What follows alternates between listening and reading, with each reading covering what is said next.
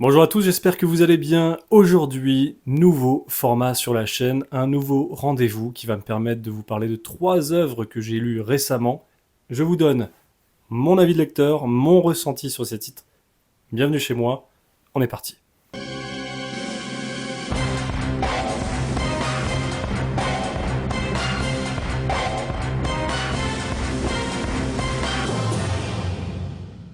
Bienvenue dans la trilogie du comics. Oui, avec mon générique fait maison du pur artisanat, un boulot abattu en 5 minutes, je vais être franc, mais ça nous rappelle la fameuse trilogie du samedi qui est passée sur M6 à l'époque, et c'est une époque révolue, une époque où on appréciait les choses. En gros, on avait le goût de l'effort parce qu'on attendait chaque semaine un nouvel épisode de notre série.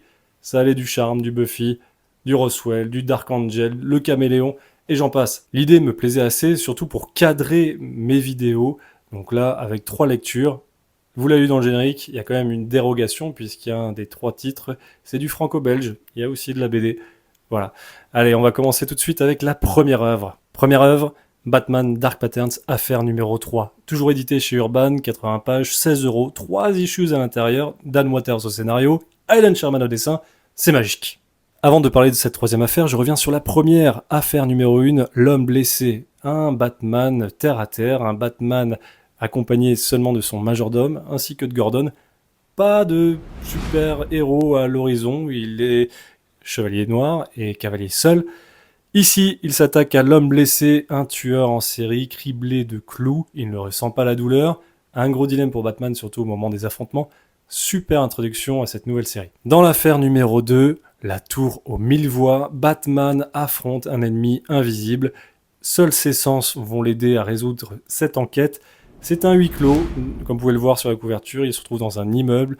L'idée est très simple, c'est de libérer des otages sur place. Super histoire, ce n'est pas ma préférée, et en parlant de ça, on enchaîne avec la suivante. Maintenant que je me suis amusé à faire mon petit récap, revenons sur l'affaire numéro 3. Donc là, on a cette affaire Paris-Dolly. Paris-Dolly, j'ai dû ouvrir le dico pour savoir ce que c'était. Je vous mets quelques images, ce sera beaucoup plus parlant. Donc c'est la capacité du cerveau à voir des choses, à entendre des voix à cause de sons, de bruits, imaginons de travaux. Donc c'est la perception du cerveau, l'imaginaire, ce que vous voulez. Et c'est très très intéressant, surtout dans cette affaire numéro 3. On retrouve un Batman fatigué des affaires précédentes, c'est aussi pour ça que j'ai fait un petit récap, et ça fait enfin le lien entre chaque affaire. C'est ce que j'attendais dès le premier tome, dès la première affaire, je voulais qu'il y ait un fil rouge, je voulais que chaque affaire fasse partie peut-être de quelque chose de plus grand. Et là, en ce début de troisième affaire, on a enfin ce lien qui est fait. On retrouve un Batman, un Bruce Wayne qui est quand même fatigué, mais il faut retourner au charbon. Un incendie s'est déclenché dans un quartier de Gotham, un quartier laissé à l'abandon depuis longtemps, c'est un bidonville. Il se rend sur place et il découvre dans une laverie, dans une ancienne laverie, dans une machine à laver pour être précis, un cadavre calciné. Dès le début de l'enquête, on apprend que ce meurtre serait lié au gang des Red Hood, les fameux Red Hood qu'on pouvait découvrir dans Killing Joke. On offrait à ce moment-là un semblant d'origin story au Joker. Et donc très intriguant. Et je le dis tout de suite, c'est mon affaire préférée. J'ai été surpris par la fin. Très surpris par la fin. À l'instar du précédent tome où l'immeuble était un personnage à part entière, et bien là c'est ce quartier de Gotham laissé à l'abandon qui est clairement un personnage à part entière via ses habitants, qui voit Batman d'un œil un peu craintif, parce qu'il mène l'enquête sur place et il lâche pas l'affaire, il lâche pas le morceau, quitte à perturber le voisinage. Je vous en dis pas plus, parce que je vous rejoins, 3 issues, 80 pages, c'est très court, mais je boude pas mon plaisir à chaque fois de me procurer, dès la sortie, ce fameux Batman Dark Patterns. Hâte toujours de découvrir la suite et fin pour le coup, et en plus on nous tease quelque chose que j'attends depuis le début, parce qu'on a, dès la première affaire, un nouveau médecin légiste qui débarque à Gotham, et on est sur le point d'apprendre des choses sur lui. Voilà. Un petit point sur l'édition, elle est magnifique. J'adore la cover, j'adore cette couverture. Même à l'intérieur, il y a un beau travail qui est fait. Je préfère avoir des pages rouges que des pages roses, personnellement, par rapport à l'affaire numéro 2. C'est un vrai plaisir de lecture. Je vous le conseille fortement. Attendez un intégral ou achetez-le comme ça, mais faites-vous plaisir, il faut lire Batman Dark Patterns, c'est génial. On part sur de l'indépendant avec du Jeff Lemire. Il s'agit de Minor Arcana et je vous présente mon coup de cœur de ce début d'année. 144 pages, sorti chez Delcourt, il y a 5 ou 6 épisodes dedans et j'ai adoré ma lecture. Jeff Lemire au dessin, au scénario, à la colo, trop bien, trop bien. Dernière œuvre que j'ai lue de lui, c'était Absolute Flash, donc incomparable. Et l'an dernier, j'ai lu Cosmic Detective, sorti aussi chez Delcourt. Il y a même une petite pub à la dernière page. Franchement, c'est un Cosmic Detective, lapsus, un comics que j'ai adoré. Et là, Minor Arcana, c'est une nouvelle série. On ne sait pas combien de temps elle va durer. Tout ce que je sais, c'est qu'à partir du 7e épisode, on change de dessinateur. Jeff Lemire laisse le crayon parce que c'est quand même un scénariste, un artiste très occupé sur plein de projets. Petite coupe parce qu'il a fallu que je relise, je me rappelle du prénom, il s'agit de Laetitia Cadonici, que je ne connais pas du tout. J'espère juste que son travail va se rapprocher celui de Jeff Lemire, histoire de ne pas sortir du récit. Et Minor Arcana, de quoi ça parle ? Très simple, on a Teresa qui rentre dans sa ville natale. Je crois que c'est une ville canadienne d'ailleurs. C'est un endroit où tout le monde se connaît. C'est vraiment la petite ville tranquille. Et elle retrouve sa maman qui est malheureusement malade. Et celle-ci a un métier plutôt atypique qui ne plaît pas du tout à notre chère Teresa. On sent que la relation est ultra conflictuelle. Elle n'est pas ravie d'être entrée, mais elle est quand même là. Sa mère, c'est une voyante. Oui, mais c'est une voyante, selon les dires de Teresa, charlatan, escroc, tout ce qu'on peut s'imaginer de péjoratif envers cette fameuse profession assez mystérieuse. Dit-il pour pas vexer. Et là où ça devient intéressant, c'est que en avançant dans le récit, déjà on va faire connaissance un peu avec des personnages qui faisaient partie du passé de Teresa, parce que celle-ci, on sent très bien qu'elle a quitté cet endroit et que c'était douloureux par moments. C'est un personnage avec des zones d'ombre, un personnage qui est imparfait, un personnage comme je les aime. Rien n'est blanc ou noir dans la vie. Et les dialogues de Jeff Lemire sont juste hyper fluides. Je suis rentré directement dedans et c'est tellement efficace, un vrai bonheur. Son dessin, son trait est bien sûr particulier, singulier. Il y a un petit temps d'adaptation quand on n'est pas habitué. Et honnêtement, c'est trop bien, quoi. C'est trop bien et il pose l'ambiance avec ses couleurs. Parce que on va très vite se rendre compte, lors d'une séance improvisée de divination, on va dire ça comme ça, que Teresa a des pouvoirs. Et c'est là où on rentre dans le fantastique et on se demande où ça va nous mener. Donc je vais pas trop loin parce qu'il y a 5 ou 6 épisodes et tout ce que je peux dire, c'est que c'est peut-être une histoire de famille. On retrouve dans ce village, qui pour moi est un huis clos. Dans ce huis clos, il y a une ambiance assez mystérieuse, une ambiance installée par Jeff Lemire qui est remplie de mystères, mais un mystère pas appuyé, c'est vraiment très intriguant et ça se fait naturellement. C'est pas un mystère pour faire du mystère en mode ouh, qu'est-ce qui se passe? Non, c'est vraiment parce qu'on découvre les choses du point de vue de Teresa en fait, parce qu'on la suit, caméra à l'épaule, on la suit, on découvre les choses en même temps qu'elle et ça c'est vraiment intriguant quoi. En plus, nous on découvre aussi son passé via les personnages qu'elle rencontre, qu'elle retrouve surtout. C'est un personnage attachant. C'est un personnage attachant, très important pour suivre une série, hein. Mais ouais, un personnage attachant, un personnage assez rock, et t'as envie de boire des coups avec elle, ou pas, avec modération, même si je connais pas cette personne, et franchement, franchement, Minor Arcana, c'est une pépite, faut aller dessus. Là, les œuvres que je présente, elles ont tous les trois un point commun, c'est qu'elles sont à moins de 20 euros. Bon, bien sûr, Dark Pattern, je sais que c'est un sujet, le prix, mais là, Minor Arcana, 144 pages, moins de 20 euros. La prochaine, pareil, 80 pages, mais là c'est du 18,50€, mais c'est pas le même format. Et ouais, j'attends la Suisse avec impatience parce ça se termine sur un cliffhanger. J'ai trop hâte. Et un peu inquiet aussi par rapport au changement de dessinateur. Ça, l'avenir nous le dira. Minor Arcana, c'est une pépite, c'est mon coup de cœur. On retrouve dedans 5 chapitres et chaque chapitre est illustré via des cartes de tarot. Donc la mise en scène, la mise en page, le découpage et la direction artistique est bien sûr maîtrisée par notre chef Lemire. Quand notre chère Teresa rentre dans une espèce, je ne vais pas dire transe, mais c'est pas loin de ça, on va parler là-dessus, et on va partir là-dessus, il y a un changement d'atmosphère, de couleur qui se crée. C'est super intéressant. J'ai vraiment envie que vous découvriez ce titre. N'hésitez pas à me dire dans les commentaires pour ceux qui ont lu ce que vous en pensez. Je sais, j'ai déjà échangé sur Instagram avec par exemple Jolto Comics qui a adoré ce bouquin. Il en a fait un retour de lecture aussi, j'ai vu. Je pense qu'il y en a d'autres à venir, ou même ça doit être fait, c'est sûr. Mais c'est la lecture de ce début d'année pour moi, le coup de cœur de ce début d'année. Et la troisième œuvre, il s'agit de Neige de sang. Neige de sang, c'est du franco-belge, même j'ai envie de dire du franco-français, parce qu'il y a 3 auteurs, 3 artistes français dessus. On a Jeff au dessin, Jeff qui a travaillé sur les Lawmen, un peu de western, et qui ici d'ailleurs, grâce à cette édition d'Ankama, ses planches sont bien mises en valeur, bien mises en avant, c'est superbe. C'est du grand format, il y a un magnifique dos toilé, j'adore les dos toilés, à l'instar de Beneath the Trees, aussi d'été chez Ankama, ils font un super boulot là-bas, j'adore. Et c'est d'ailleurs pour ça que j'ai acheté ce titre, j'étais en librairie, j'ai adoré la couverture, et je n'ai même pas lu le pitch. Je n'ai pas lu le pitch.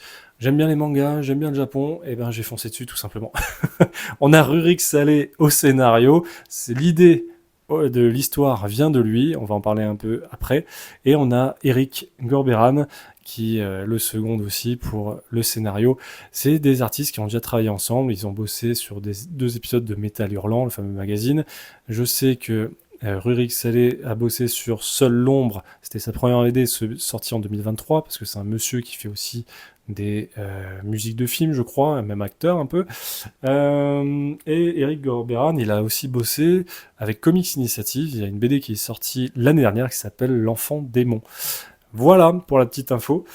80 pages, moins de 20 euros, encore une fois, je crois que c'est 18,50 €. Édité chez Ankama, magnifique. Alors je reviens un petit peu sur l'idée originale de Rurik Salé. Donc c'est un artiste qui a voyagé il y a près de 20-25 ans en Asie. Il a passé 6 mois au Japon et une certaine cantine japonaise lui a donné l'idée de ce fameux bouquin. Alors, au début, il voulait peut-être en faire un scénario de film, ça, voilà, au cinéma français un peu compliqué pour mettre ça en place, et on se retrouve donc en 2026 avec cette magnifique BD. Donc très content d'en parler. Je vais quand même nuancer des petites choses parce que c'est pas forcément un coup de cœur, parce qu'il y a pour moi un petit bémol, je vais y revenir dessus. Donc je reviens sur l'histoire à 1970. Pourquoi 1970 ? Pour moi, c'est très simple. Déjà, pas d'internet. Donc là, on a un village qui est quand même sous une tempête de neige en plein mois de juillet. Donc c'est un phénomène étrange. Nous sommes sur une BD de genre. Là, ça m'a fait penser directement à The Thing et surtout à 30 jours de nuit. Juste pour l'aspect sous tempête de neige, il y a des choses qui se passent. J'y arrive tout de suite. Avant de reparler de l'histoire, petite anecdote rigolote. Rurik Salé a donné aux personnages les noms de ses amis japonais. Donc ça m'a fait sourire. C'est plutôt sympathique. Bien vu. Donc nous avons une BD de genre. C'est du fantastique. Une histoire de fantômes, une histoire d'amour et surtout un endroit intemporel. Nous sommes en 1970. Très pratique parce que à cette époque-là, il n'y avait pas d'internet. Il n'y a pas des moments de lose en mode t'es devant ton portable, il n'y a plus de réseau. Je vais pas pouvoir voir la prochaine vidéo de One Board Day Comics. Voilà, donc 1970, c'est très pratique. Surtout que le Japon des années 70 est bien retranscrit. Ils ont bien géré au niveau que ce soit des panneaux des magasins, des petites choses comme ça, des écritures, des traductions aussi. On sent vraiment que Rurik Salé a été sur place et connaît bien le Japon. Donc pour le coup, une œuvre qui nous permet de toucher du doigt le Japon, ça fait plaisir, c'est du Made in France, Cocorico, c'est trop cool. Je reviens vite fait sur les dessins de Jeff. Alors Jeff, il a aussi bossé sur un bouquin sur Jim Morrison. Jim Morrison, le chanteur des Doors. Franchement, il a un trait, c'est formidable quoi. Et là, pour ce bouquin, pour mettre en scène cette histoire, c'est simple, c'est un film. Là, ici, on a un produit cinématographique. C'est des storyboards mis sous peinture. Alors, ce qui est rigolo, c'est qu'en dernière page, on a ce petit... cet album a été entièrement conçu sans IA, donc fabrication humaine. Donc ça, c'est un truc fou, ça y est, on y est, 2026, on commence à mettre des choses comme ça sur les œuvres, ça me gonfle. Donc bref, je remercie mes 2 potes, Eric et Rurik, et toute l'équipe des éditions Ankama. Cette bande dessinée a été réalisée sur papier avec des encres de Chine, des encres aquarelles et des retouches informatiques pour les finitions. Jeff, franchement, formidable. Formidable. Il a fait ça avec de l'encre de Chine, quoi. On a poussé le truc jusqu'au bout, quoi. C'est génial. Trop beau. L'aquarelle. La totale, enfin magnifique. Donc on a Takashi et Sayori qui se retrouvent dans cette fameuse tempête de neige. Donc la nuit s'est installée en plein mois de juillet. Les chapitres, il y en a, allez, ça représente environ une semaine. Donc chaque jour correspond à un chapitre. Donc au début, il y a des chapitres plus courts que d'autres. Ça te permet de jouer sur la mise en scène, surtout de voir l'état d'esprit des villageois quand la tempête arrive. Au début, ça commence, c'est un gros nuage, il commence à faire frisquer. Donc les gens se disent oh, ça caille un petit peu, on va se couvrir, c'est bizarre. Et arrivé troisième jour, 9h du mat, ben, tu te réveilles, il fait nuit. Et c'est une nuit qui s'installe. Chaque journée qui passe, la nuit reste. Et la neige tombe en continu. Donc les villageois commencent à paniquer. Il y a 2 personnes qui s'en vont pour essayer de trouver de l'aide et surtout pour éviter que le village soit isolé. Makiko, l'aubergiste du coin, cette vieille dame qui tient cette fameuse auberge, va recueillir tout le monde parce qu'il y a de quoi accueillir les gens pour rester ensemble, se tenir chaud, etc. Donc ça c'est plutôt chouette. Jusqu'à ce que l'ivrogne du village se pointe et annonce le meurtre d'un de leurs villageois. Comme c'est l'ivrogne du village, il n'est pas pris forcément au sérieux. Donc là, ils sont partis aller vérifier. Et oui, effectivement, un meurtre a été commis. Un meurtre à coup de lame. Et oui, comme la couverture l'indique, on a affaire à des samouraïs. Et s'ensuit donc cette fameuse... donc c'est un thriller, donc c'est une enquête. On essaie de déterminer la cause de ces meurtres, on essaie de savoir qui ils sont, pourquoi... Et là, je n'irai pas trop loin non plus dans l'histoire. 80 pages, c'est rapide. Et c'est là où je veux en arriver, c'est le fameux bémol, c'est que c'est rapide. Et on peut passer à côté. C'est effectivement, j'avais fini le bouquin, j'avais eu un goût un peu amer. Je dis, ah putain, ça a passé trop vite, j'aurais aimé qu'on développe plus le truc. Mais au final, ils ont été au bout de ce qu'ils voulaient raconter. Et je me dis, et là, je me remets en question en tant que lecteur. Je me dis, merde, c'est moi qui suis passé à côté, c'est dommage. Et finalement, en relisant le bouquin, je me suis remis dedans et j'ai mieux compris et j'ai beaucoup aimé. Donc il y a quelque chose de très japonais, très poétique. Bravo, très beau boulot. Neige de sang, je le conseille au moins pour la curiosité. Mais je suis très content, je vais la garder cette BD en plus, qui est juste magnifique. Dans la bibliothèque, ce sera très sympa. Voilà un petit peu pour mon ressenti de lecture. Donc une intrigue plutôt sympathique. Pourquoi ces meurtres? Dans quel but? Les villageois vont enquêter. Et dernière anecdote, c'est que Rurik Salé avait le titre de cette BD dès son séjour au Japon il y a près de 25 ans. Donc c'est rigolo quand même, il a réussi à aboutir, à aller au bout du projet qui était resté dans le coin de sa tête ou d'un tiroir. Et ouais, une belle œuvre franco-belge, je suis très content. Et voilà pour cette trilogie de comics. Il s'agit de Neige de sang, Minor Arcana, ma fameuse pépite, mon coup de cœur, Batman, affaire numéro 3 et vivement l'affaire numéro 4. Voilà, j'espère que ça vous a plu, j'espère que vous avez passé un bon moment avec moi. Moi, c'est une première et je trouve ça sympa de poser un cadre pour parler d'œuvres comme ça. Donc n'hésitez pas à me dire en commentaire si ça vous a plu, n'hésitez pas à me dire si vous avez lu ces bouquins. Si ça vous a plu, abonnez-vous, mettez un pouce bleu, mettez un commentaire. L'abonnement, c'est important parce que c'est l'indicateur premier pour savoir si ça vous a plu. Dans tous les cas, moi, je vous souhaite de passer une très bonne journée et je vous dis à la prochaine.